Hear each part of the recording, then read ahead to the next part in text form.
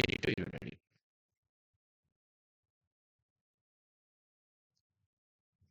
জেনিটোইউরিনারি মানে কিন্তু তোমার ইয়ে রিলেটেড, কি বলে,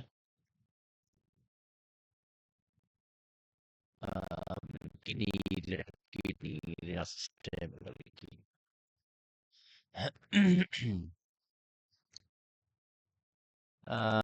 Genitourinary system is comprised of kidneys, ureters, bladder and urethra.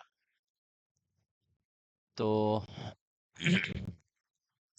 একটা জিনিস লিখে রাখো যে কিডনিতে পেইন হলে আমাদের যে 12th যে রিব আছে না, 12 যেই বুকের খাঁচা, এই জায়গায় ব্যথা হয়, লিখে রাখতে পারো। কিডনি পেইন মানে 12 নম্বর যে বুকের রিবস, 12 নম্বর রিবসে ব্যথা হয় কিন্তু। Kidneys, bean-shaped organ covered by renal capsule, lie in retroperitoneal space on either side of vertebral column. Adrenal glands located on top of the each kidney. Yes. দেখো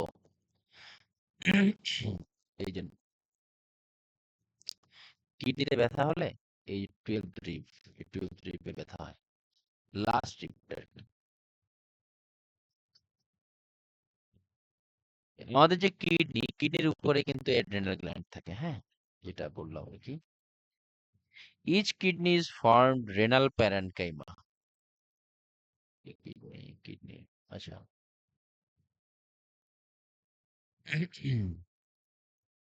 The functional part of kidney formed of outer cortex. Cortex এই যে এই outer অংশটাকে বলা হয় cortex. এই যে outer অংশটাকে বলা হয় কর্টেক্স, আর ভিতরের অংশটা হলো মেডুলা। ভিতরের থেকে কিন্তু এপিনেফ্রিন, নরএপিনেফ্রিন সিক্রেশন হয় এই মেডুলা থেকে, হ্যাঁ। Outer cortex contain glomeruli, Bowman's capsule.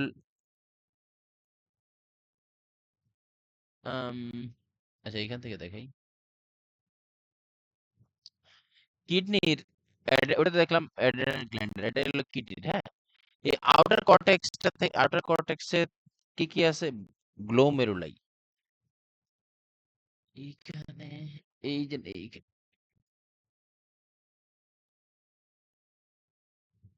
এইখান থেকে দেখা, হ্যাঁ, এখান থেকে এই যে অ্যাড্রেনাল গ্ল্যান্ড, এই যে কিডনি, এই বাইরের অংশটা হলো আউটার কর্টেক্স, হ্যাঁ। আর এই যে দেখো এই যে এগুলো হলো সব গ্লোমেরুলাস, অনেক ছোট ছোট সূক্ষ্ম জালি জালি। বোমেন্স ক্যাপসুল হলো এই যে এখানে দেখায়, এই যে এগুলো, এইগুলা কিন্তু বোমেন্স ক্যাপসুল। এই যে দাঁড়াও, এই যে এখানে, এখানে আরো ভালো, এইখান দিয়ে এই যে এগুলা ক্যাপসুলের মতো, বুঝছো? এই যে এগুলো হলো বোমেন্স ক্যাপসুল। তার proximal and distal tubules of nephron, এই যে এখান থেকে, এইবার এখান থেকে দেখো, এই যে বোমেন্স ক্যাপসুল, হ্যাঁ, সরি, এটা গ্লোমেরুলাস। আর এটা পুরোটা হইলো, এই যে এটা পুরোটা হইলো তোমার কি বলে, এই বোমেন্স ক্যাপসুল। এই ভিতরে আরো সূক্ষ্মভাবে এই ইয়েটা থাকে। তো বিষয়টা হলো কি, ইউরিন ব্লাড যখন ফিল্টার হয় কিভাবে কিডনির ভিতরে, এফারেন্ট আর্টেরিয়াল একটা বিষয় আছে। এই যে এখান থেকে দেখা যায়, এই যে এফারেন্ট আর্টেরিয়াল মানে এইখান থেকে, সরি, এই যে কি বলে, এইখান থেকে এফারেন্ট আর্টেরিয়াল মিন্স ব্লাড কিডনির ভিতরে এই সাইডে ঢুকে, এইখানে বিভিন্ন ফিল্টার টিল্টার, এই যে দেখো, ধরো ব্লাড, এফারেন্ট আর্টারি, এই যে এইখান দিয়ে ব্লাড ঢুকে ঢুকে এখানে বিভিন্ন কাহিনী মাহিনী, বিভিন্ন ফিল্টার মিল্টার করে, পরে আবার এই যে এই সাইড দিয়ে, এফারেন্ট আর্টারি হলো যে সাইড দিয়ে কিডনির যেই সাইড থেকে বের হয়, সরি, কিডনির যে সাইড থেকে ব্লাডটা ফিল্টার করে বের হয়ে যায়, সেটা হলো এফারেন্ট আর্টারিয়াল। আর এফারেন্ট আর্টারিয়াল হলো এফারেন্ট আর্টারিয়াল যেখান দিয়ে ব্লাড কিডনির ভিতরে ঢুকে, সেটা হলো এফারেন্ট আর্টারিয়াল। বিষয়গুলো এইখানে এরকম না, বিষয়গুলো যেটা বলতে চাচ্ছিলাম যে এটা লোকেশন কোনটা কি এটা না জানলে চলে, but inner medulla formed of renal pyramid that contain collecting tubules and ducts.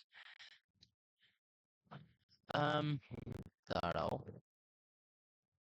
এই জিনিসটা একটু দেখো, এটা এর আগেও দেখাইছিলাম। কিডনির এই জায়গায় ফিল্টার হয়, ফিল্টার হয়ে ব্লাডটা এই যে তোমার নিচে আসে, নিচে বিভিন্ন পেঁচানো মেচানো হয়, এই যে লুপ, এই যে মানে রাউন্ড, এটাকে বলে লুপ অফ হেনলি। ঠিক আছে, এই যে লুপ অফ হেনলি, এইখানেই মূলত এই অংশটাতে মূলত সবচেয়ে বেশি রিঅ্যাবজর্পশন হয়। আমরা যে পরিমাণ পানি খাই সেই পরিমাণ পানি যদি ইউরিন আকারে বের করে দিই, আমাদের বডির পানি শূন্যতা ডিহাইড্রেট হয়ে যাবে। কিন্তু কি করে কিডনি 70% পানি রিঅ্যাবজর্পশন করে ফেলে। ঠিক আছে, এই জায়গায় ব্লাডের এই পানিটা যে যখন কিডনি ভিতরে আসে, এই যে এই জায়গাটা যখন পাস করতে চায়, এই যে কার্ভটা, এই যে কার্ভটা যখন পাস করতে চায় যায়, তখন এটা রিঅ্যাবজর্পশনটা ঘটে। হ্যাঁ, লুপ অফ হেনলি বলে এটাকে। এরপর আসলো renal sinus. Renal sinus, a cavity within the kidney which is occupied by the renal pelvis, renal calyx, blood vessels, nerves, fat, etc. The papillae is the location where the medullary pyramids empty urine into the minor calyx. Calyx, a cup-like structure which include minor calyx, which collect urine from collecting duct, major calyx from 2 to 3 minor calyx, which direct urine from renal sinus into renal pelvis. এগুলা খুব একটা প্রয়োজন নেই, তবে হ্যাঁ, নেফ্রনের বিষয়টা একটু জানা উচিত। The functional unit of kidney which contains vascular system like the cup shaped Bowman's capsule. এই যে এটা কি, এটাই মূলত এখান দিয়েও দেখ, এই যে এই অংশটা, এটাই মূলত বোমেন্স ক্যাপসুল। হ্যাঁ, এই the cup shape which surround the glomerulus. এই যে এই যে দেখো, এই বাইরের যে আবরণটা না, এটাই হলো বোমেন্স ক্যাপসুল, আর ভিতরে যেটা থাকে সেটা হলো glomerulus. Glomerulus include afferent and efferent arteriole. এই যে এফারেন্ট, এই এফারেন্ট দিয়ে ব্লাড ঢুকে এখানে ফিল্টার হয়ে এখান দিয়ে আবার ফিল্টারেটেড ব্লাডটা বের হয়ে যায়। ঠিক আছে, এরপর আসলে renal tubule divided into proximal convoluted tubule, loop of Henle. এই যে এটা, এই যে দেখো, এটাকে বলে লুপ অফ হেনলি। এই লুপ অফ হেনলিতে মেজরলি তোমার অ্যাবজর্পশন হয়ে লুপ অফ হেনলি, এই যে কার্ভটা এফারেন্ট আছে তো। এবং এই যে লুপ অফ হেনলি না, এই যে লুপ অফ হেনলি তোমার এডিএইচ, তারপর অ্যালডোস্টেরন রিঅ্যাবজর্পশনে হেল্প করে কিন্তু loop of Henley. Proximal distal, এই যে এটা হলো প্রক্সিমাল কনভলিউটেড টিউবুল, এটা হলো ডিস্টাল, সরি এটা হলো প্রক্সিমাল, এটা হলো ডিস্টাল কনভলিউটেড টিউবুল। তারপর কালেক্টিং ডাক্ট, এগুলো হলো একটা গ্লোমেরুলাসের অংশ। যাই হোক, এবার আসলে functions of kidney. Glomerular filtration.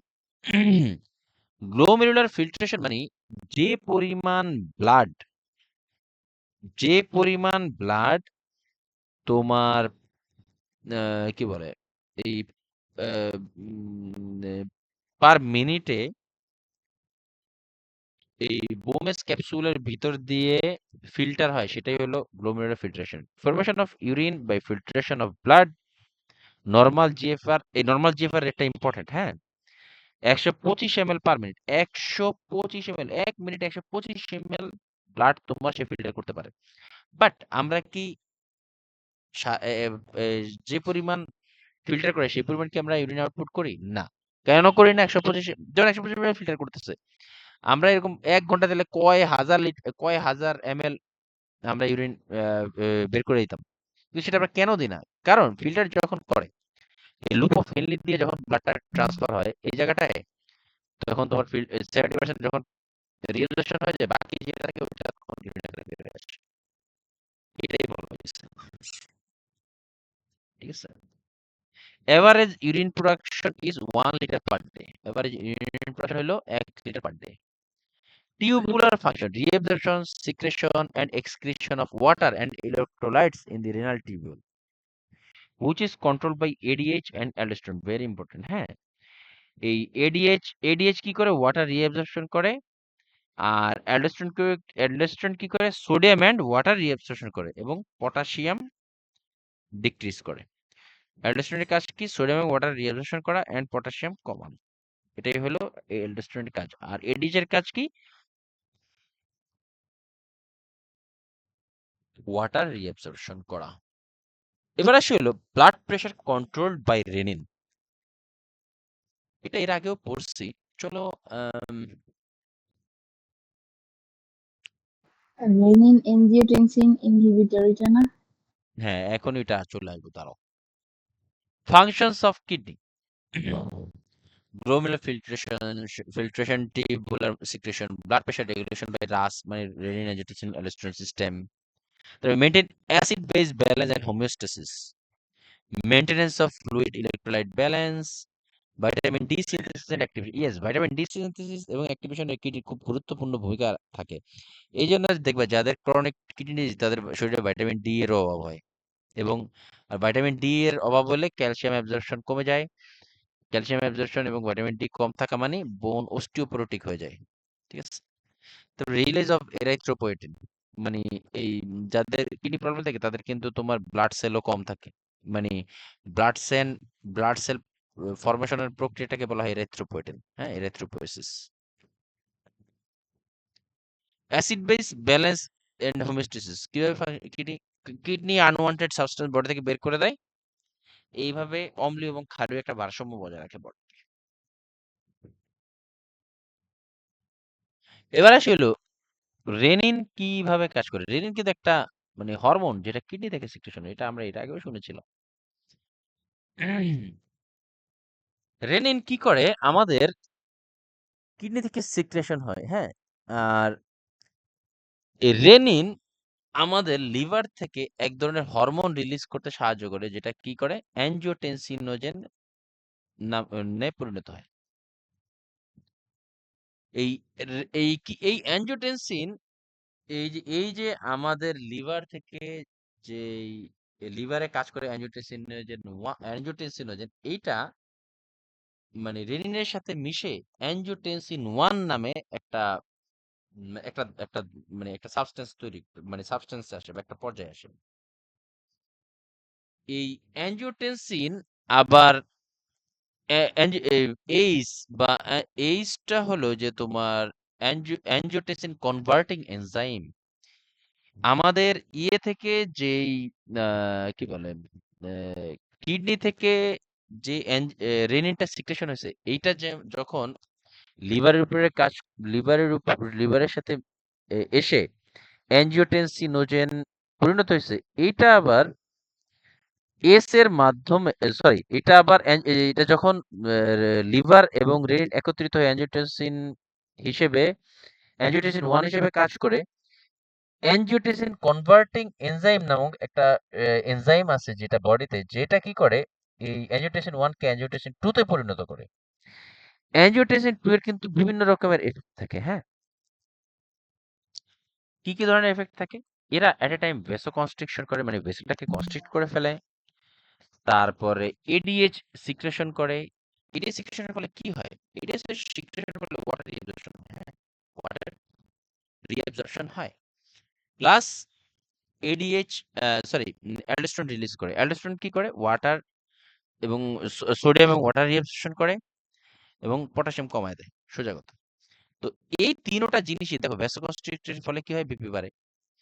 ADH water retention করে এবং অ্যালডোস্টেরন কি করে? সোডিয়াম এবং ওয়াটার রিটেনশন করে। এগুলা সবগুলা মিলে ব্লাড ভলিউম বাড়ায় দেয়, মানে রিঅ্যাবজর্পশন বাড়ায় দেয় বা ব্লাড ভলিউম বাড়ায় দেয়।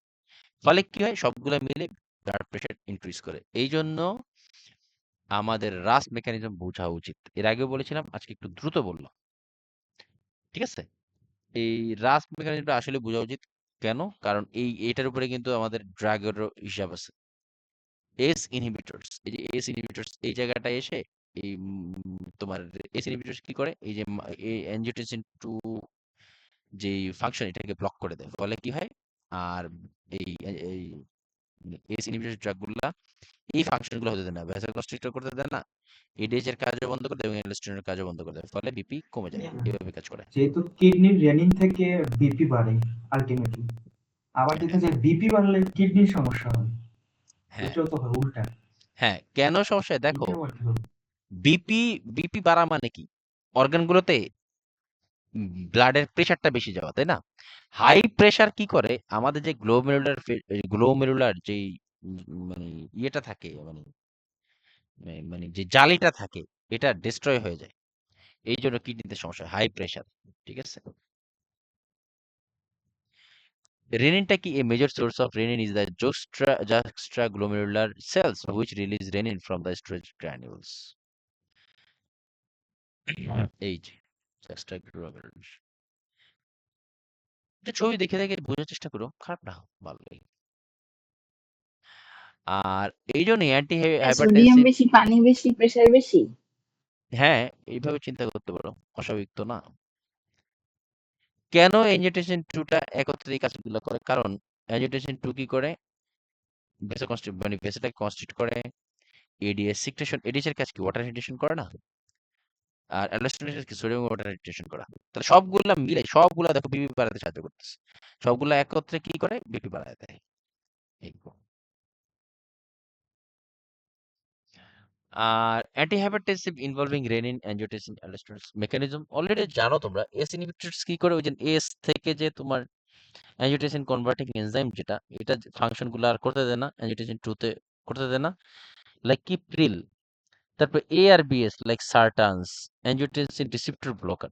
এই যে অ্যাঞ্জিওটেনসিন, এই যে দেখো, এই যে এআরবিএস, এই যেখানে এআরবিএস, এই যে অ্যাঞ্জিওটেনসিন 1 থেকে অ্যাঞ্জিওটেনসিন 2 তে যাবে, এই ধাপটাকে সে ব্লক করে দেয় এআরবিএস। ফলে কি নিচে ধাপগুলো আর হয় না, বিপি বাড়ে না। আর এস ইনহিবিটরস কি করে? এই জায়গাটায় ব্লক করে দেয়, এই জায়গায় মানে মাল্টিপল স্টেটটাকে ব্লক করে দেয়, ফলে বিপি বাড়ে না। এভাবে কাজ এস এবং এআরবিএস। তবে ডিরেক্ট রেনিন ইনহিবিটরস অ্যালিসক্যারিন, এর আগেও বলেছিলাম, ডিরেক্ট রেনিন ইনহিবিটরস সরাসরি রেনিনই উৎপন্ন হতে দেয় না, মানে রেনিনই সিক্রেশন হতে দেয় না, যার ফলে কি হয়?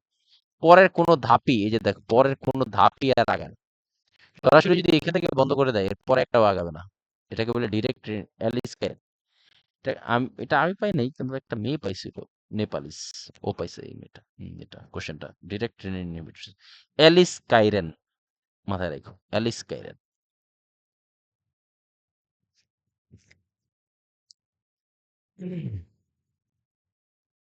আহ, এই কি করে তাহলে? এটি maintain acid base balance and homeostasis, maintain fluid electrolyte balance. মানে দেখো, যদি কিডনি ঠিকমতো কাজ না করে, ধরো সোডিয়াম বডিতে বাড়ায় দেয়, সোডিয়াম বেড়ে গেলে পটাশিয়াম কমে যায়, তার মানে কি? ইলেকট্রোলাইট ইমব্যালেন্স হবে। আর যদি কিডনি ঠিকভাবে কাজ করে, তাহলে ইলেকট্রোলাইট ব্যালেন্স হবে। তারপর vitamin D synthesis, yes, kidney has vitamin D synthesis action. ঠিক আছে, দাঁড়াও।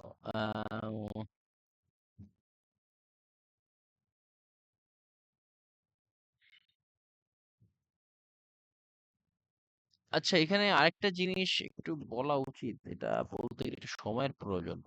মানে আমরা যে আমাদের বডিতে, আজকে আর একটু না গাই, আজকে এতটুকু রেখে দিই, এটা কালকে বলবো, এটা এইভাবে ছাড়া যাবে না। অ্যান্সার যেগুলো এই চ্যাপ্টারে আছে, বাট এখানে বললে পরবর্তী ইজি হবে। আমাদের বডিতে যে তোমার ইয়ে হয়,